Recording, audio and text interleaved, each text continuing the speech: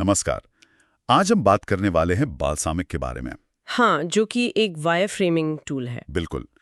हमारे पास एक गाइड है, बाल्सामिक को समझना, एक व्यापक मार्गदर्शिका। और हम इसी गाइड से समझने की कोशिश करेंगे कि ये टूल क्या है, क्यों उपयोगी है और इसकी क्या खासियतें हैं। जरूर।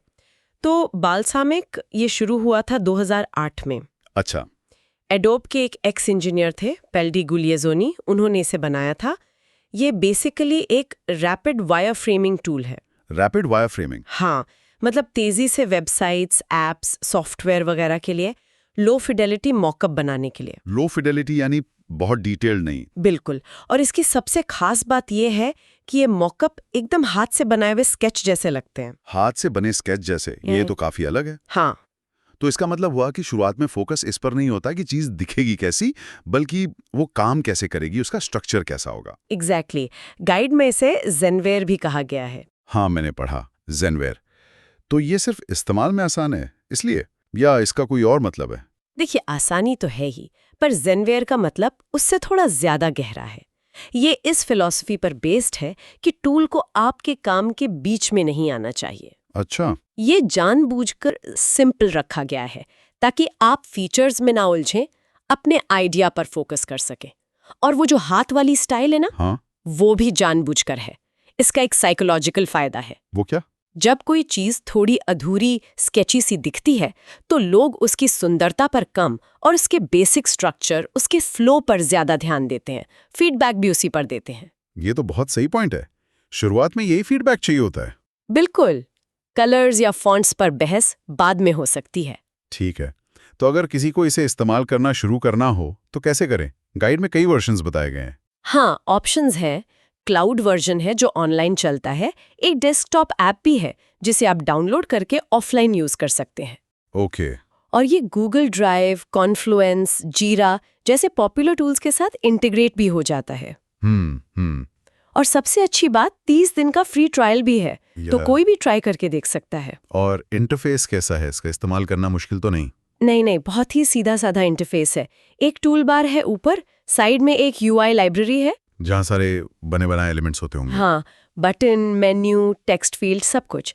बस वहां से ड्रैग करके कैनवस पर ड्रॉप करना होता है। अच्छा, ड्रैग एंड ड्रॉप। हाँ, और एक प्रॉपर्टी इंस्पेक्टर है जहां आप सिलेक्टेड एलिमेंट की सेटिंग्स बदल सकते हैं। बहुत सिंपल। तो ये यूआई लाइब्रेरी इसकी स्पीड का एक बड़ा कारण है ना? बिल्कुल।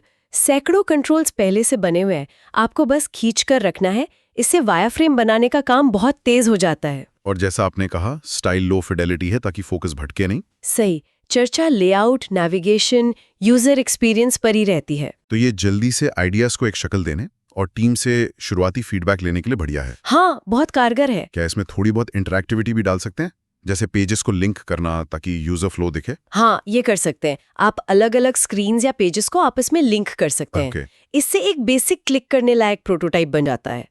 ये यूजर का नेविगेशन समझने में मदद करता है। ठीक है, मतलब बहुत हाई-फाई एनिमेशन या इंटरैक्शन नहीं, पर बेसिक फ्लो के लिए काफी है। बिल्कुल।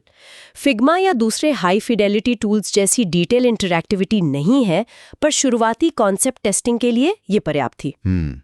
और इसमें सिंबल्स और ऑल्टरनेट्स जैसे फीचर्स का भी जिक्र था गाइड में, वो क्या है? हाँ, सिंबल्स बहुत काम का फीचर है।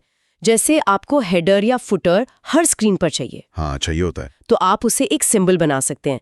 फिर अगर आपको उसमें कुछ बदलना है तो बस एक जगह बदलिए, वो हर स्क्रीन पर अपने आप अपडेट हो जाएगा। अरे वाह, ये तो टाइम बचाने वाला फीचर है। बहुत।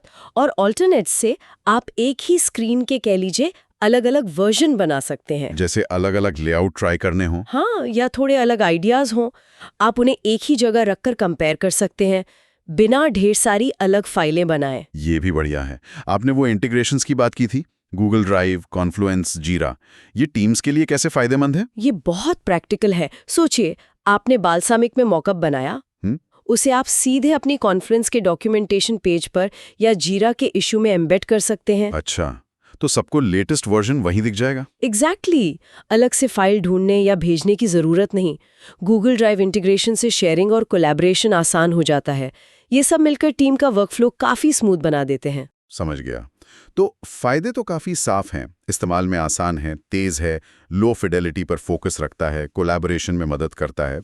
पर क्या गाइड में कुछ कमियां या लिमिटेशंस भी बताई गई हैं? हाँ, बताई गई हैं। सबसे पहली तो यही कि ये हाई फिडेलिटी डिज़ाइन के लिए नहीं है। पिक्सल परफेक्ट मॉकअप्स या कॉम्प्लेक्स एनिमेशंस इसमें नहीं बनते। ठीक है। दूसरा, अगर डेस्कटॉप वर्जन यूज़ कर रहे हैं तो वो ऑफलाइन है। रियल टाइम कोलैबोरेशन उसमें उतना आसान नहीं जितना क्लाउड वर्जन में है। कुछ लोगों को शायद इसके यूआई एसेट्स थोड़े पुराने लग सकते हैं, पर वो इसकी फिलॉसफी का हिस्सा है। अच्छा।